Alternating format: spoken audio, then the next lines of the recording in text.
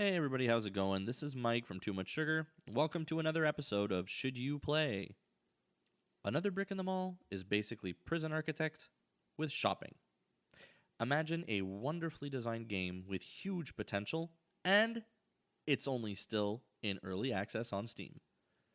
The game is well designed, the UI is clean and efficient, with controls that are typical in any other simulation game you'll ever have played, so everything is familiar. One thing I really loved in my hours of playing was the graphics. There are tons of tiny little sprites with goofy looks, and it's made even better by the fact that none of them have any torsos or legs. The entire sprite is literally a large head with a small stub at the bottom, basically representing the human body.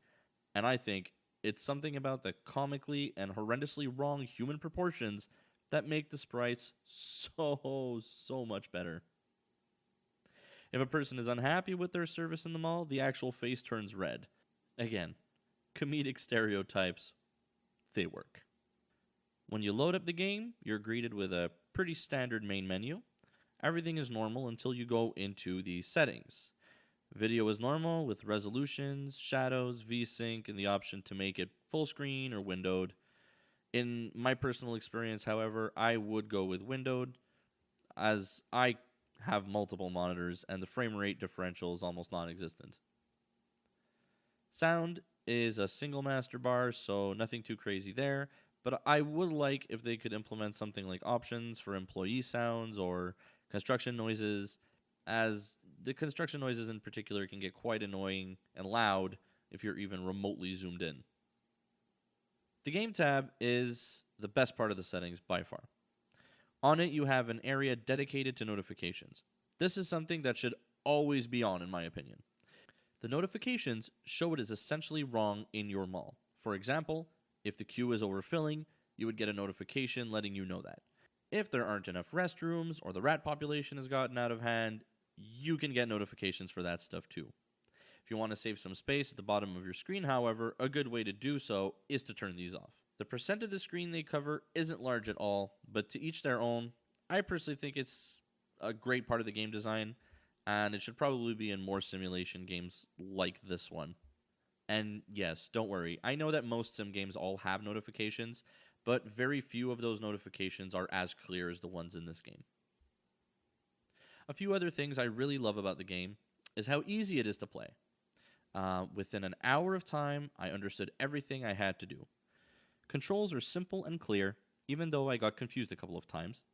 And the labeling of things is pretty straightforward, so it didn't have too many issues with that. As I sat in my chair for 4 hours grinding out to make a beautiful and semi-impressive mall, I realized how relaxed I was in building it. It wasn't beautiful like I had hoped it would be, but it impressed me that I had spent hours on something without getting aggravated or upset like I would with any other sim games with, terrible AI. There wasn't anything about this game that hit me as a particular, wow, I'm upset, I'm going to stop playing this game now. With great visuals, quick and accessible fun, and an ever-increasing array of sandbox-like options, I really enjoyed playing it. It did, however, have some faults, because no game is perfect. Except for Pokemon Red, but that's not the point. There were a couple of things I really didn't enjoy about this game, the biggest and most important to me being that there is no modding involved. I put nearly 100 hours into Cities Skyline, and one of the greatest things about that game is the fact that the community can make assets. Another Brick in the Wall is a great game, yes, but if they allowed modding or even the ability for people to create new types of stores, this game's popularity would skyrocket immediately. Spending more than 15 seconds in the reviews for the game, it's easy to see how overly positive the feedback is, and the community wants modding or at least additions. There's also maybe 6 things you can actually use to decorate the inside of your mall. I mean, I don't need chandeliers, but something is definitely missing. This is a game you would absolutely enjoy if you like being the boss. As with any simulation game, you are God. Controlling these people's literal employment can be a challenge, but it's also extremely rewarding when you're making $70,000 a day net profit. Ka-ching. You can make your mall open 24 hours a day or make it open for 2 and have a Black Friday type mania every day without fail. It really is a customizable game in every sense of the word, But with that comes the challenge. It is very easy to lose money in this game, and that's why in the Create a Game menu, you can start with unlimited cash flow. The game by itself is a challenge, but with the updates that just came out, you can add different variables to challenge yourself even more, like shoplifting or having a rat problem. But if you don't like being able to walk away from your computer for 25 minutes to make lunch and come back, and everything is still the same but your cash, then this probably isn't a great game for you.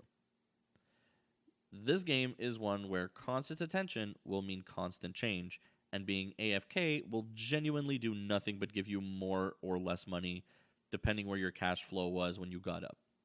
It's almost like really being a mall owner. If you leave for 20 minutes, nothing's going to happen. If you leave for 20 hours, however, get ready to work for a while when you get back.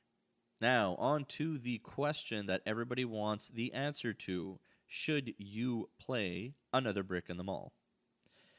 My final decision is that yes, you should absolutely get this game. In the hours that I've played this, I've only gotten bored or distracted maybe once, and that was because I forgot I was cooking noodles and my stove was covered in boiling water. If that doesn't quantify this game as being at least good, I don't know what would. If you love games where you manage lots at once, focus on what's important and what's not, and it isn't insanely difficult while still being challenging enough to be fun, Another Brick in the Wall is definitely for you. I'm serious about them adding modding though, and when the game leaves early access, the price will probably go up. So purchase now and enjoy. That's a promise. Thanks a lot, guys, and join us next time on Should You Play.